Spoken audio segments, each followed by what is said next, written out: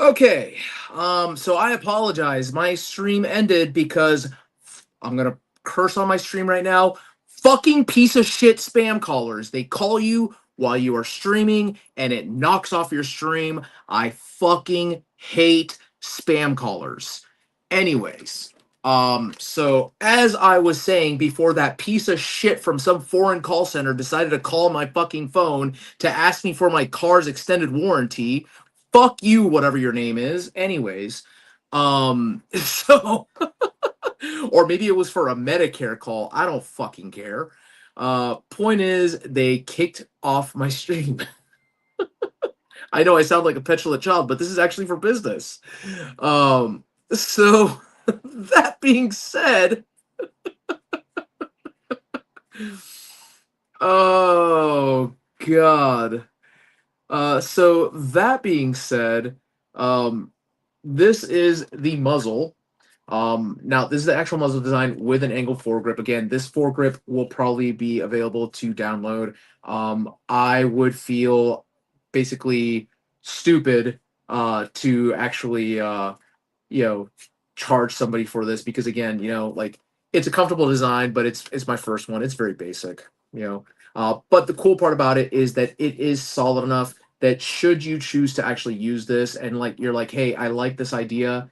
Um, it is able to be used as a pump grip, I think, because this is a very solid build. I just used pretty much six walls, 25% infill on this, and it is hollowed on the inside. There is dead space there, but it is just a support tube that goes up and down. And we have the left and the right here. For those who are watching again, I apologize if you were watching before the stream got disconnected. Again, due to spam callers. Yeah, part of my language, but fuck those guys.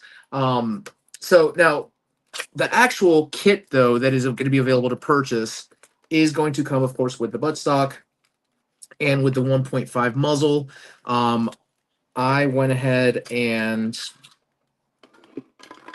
printed this one out in green. So you have the actual muzzle itself. It does have a tactical rail on it. But now, if you wanted to put a Pico booper on here, you can. There is enough space on here for a booper. And if you were to print it out in such a fashion and print out the shell, so there was a stubby shell, you could actually do like a blitz fire with multiple using green gas, or you can do what comes with the kit, which is this mini Caliburn build. Now, this file comes from France Foamworks. I have access to all of those files. Yes, I do have permissions to make this. This is one of the old files that Josh had that he gave to me. And the way this connects, of course, just like any Caliburn build, you just put the locking piece in here, and then the standard size screw. I believe this is actually an M4 or an M5. I'm just going with a Phillips head screw. And that twists on here.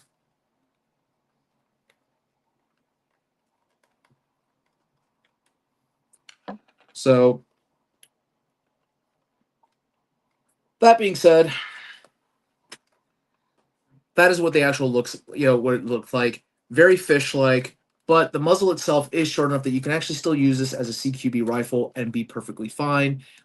It does shoulder perfectly, and the cool part about it is that you can still line up your shot with the sights with this actual buttstock. So it comes out pretty decently. Now, there is one more thing that I went ahead and actually printed out. Let me grab my magazine that fell here. Because one of the options that you can do with the side rail that I was like, you know what, since I can't do the mag and grip, let me go and actually do this since I'm a left arm shooter. You can actually do this. Now this part I need to, this is where you want to secure the actual rail and glue it down, but you do have the possibility of putting a mag carrier in here. And I believe that it goes this way. Just the one that's, there we go. So that just friction fits in there as well. So you have an extra magazine on your side. Now, this is not secured. You are going to want to screw this down with an M3 screw. But for now, we're just going to pull on this. I'm going to have to hold this. Obviously, you have to imagine that the screw would hold the mag carrier down. But That way your mag's available and it's ready to go. So the profile of that, of course, is that you get that little like side there. You can carry two technically on here, or you can just go naked, or you can put a camera mount on here. That is probably going to be one of my next little few designs here, which will be separate, is an actual Picatinny camera mount. That's something that I feel most people already have. So, we'll see. I know that I designed one for Strife X, which literally this actually fits on the top rail. I do have one that goes on, actually, yeah, it's a vertical camera mount. I do have one that I created for AJ Usog that takes this, extends it to the side, and does a side camera mount like this for the blaster. And it is literally fit perfectly so that it goes right over the side, right off the edge of Strife X. And it has to go on the left, unfortunately, because the right side you have the battery. So, but that's another little thing. So this kit itself, it is going to be $35. The listing's already live at the bigblasterconsortium.com. Yeah, that went live last night. Now, the reason that I did this kit this way, frankly, I'll be honest with you, I wanted to make a kit that was easy to print, that was friction fit, and I wanted to make it so that you did not have to open up the blaster in order to install the kit. Usually when you get 3D printed kits, they just slip right on. The problem with most 3D printed kits for blasters, especially the Strife kits, is that once you put them on the blaster, you need to take them off in order to open up the blaster to perform maintenance, or if something happens with the flywheels. With this one, and Ghostman, if you're watching, you'll agree with me on this one. I'm sure you've opened up your blaster. The way that this is designed, the only thing you have to take off is the buttstock. And this is how you see how tight it is. And with that, you can actually access all of the screw points. And this right here does not have to move once it's secured, because there's enough space. I intentionally left enough space there. It's not completely flushed down there that you can literally lift up the shell and remove it and still access the internals.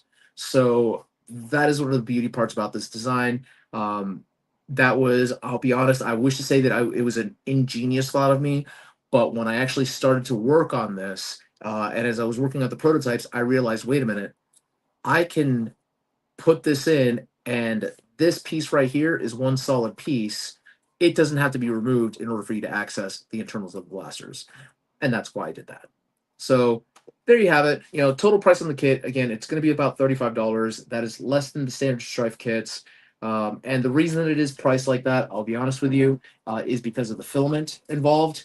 The total price of filament for this, we're looking at right around, I want to say about $17 worth of filament, because this takes about a third of a roll with the print settings that I utilize, and this total is there as well. So it is about half a roll of filament.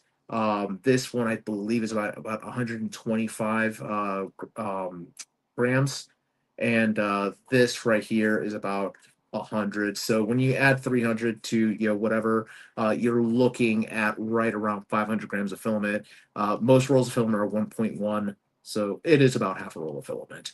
Now, the price on this, the time for printing on this one, the turnaround time, I'll be honest with you, I could whip these out in about a day and a half, because this is the longest piece that takes to print. This is actually a 10-hour print. This one is about a 5-hour print, 6 hours if you include the AMS, and this is roughly a 3-hour print total, 2.5 and then half an hour of printing for the nozzle itself. And again, that's because the printers that I use, I print with a solid quality. I'll be honest. I'm glad you think it's fair. I want to keep it so that it's not a lot of sticker shock. I see that. And again, I'm not calling him out. This is not an insult to him at all. I see that Joe sells his kits anywhere between $20 to $35, and I'm like, all right, let me keep it at that. I'll be honest with you, how solid my prints come out when I print, because and most people know this, that if it's a non-stress part, they just use 3 walls, and like 25% infill. I usually double that only because of the fact that I want it to be able to fall and take a hit. Because I have seen people unfortunately have temper tantrums and they're like, I'm just gonna throw it down, and next thing you know, you're out of 3D printed part. Um, I've actually this piece right here. The only stress point, honestly, it's the rail on the sides, just because you can see that there's not much supporting it. It's just that, um, but it is enough. That's why I recommend people, if they're going to actually do anything, glue it down. That way, if it does, for example, get a crack, it's clean. You can glue it together and make it more secure. I actually had one. It's somewhere around here where when I was printing it out and doing test prints, it broke, and literally just some Gorilla Glue on there cleaned right up, and it made it such a solid piece at that point in time that I was like, wow, I should probably break everything before I sell it. Sorry about that. Another phone call. Anyways, um, but they it made it such a solid print that when I tried to snap it off again, it refused to snap. So I'm like, maybe the key is to break it, fix it, and then give it up. But I'm just kidding. I want to do that. So yeah, so that's pretty much the kit. $35 on the Big Blasted Consortium. If you guys are interested, just to let you know, it is about a 2-day turnaround time before I can actually get it shipped out. That is pending how many orders I have on the print, or on the print queue. So yeah, I think it came out pretty nicely. Um, and yes, as somebody pointed out in Reddit, it does look like a fish, uh, but it also kind of looks like a fancy phaser. So we'll see. Yeah, there you have it.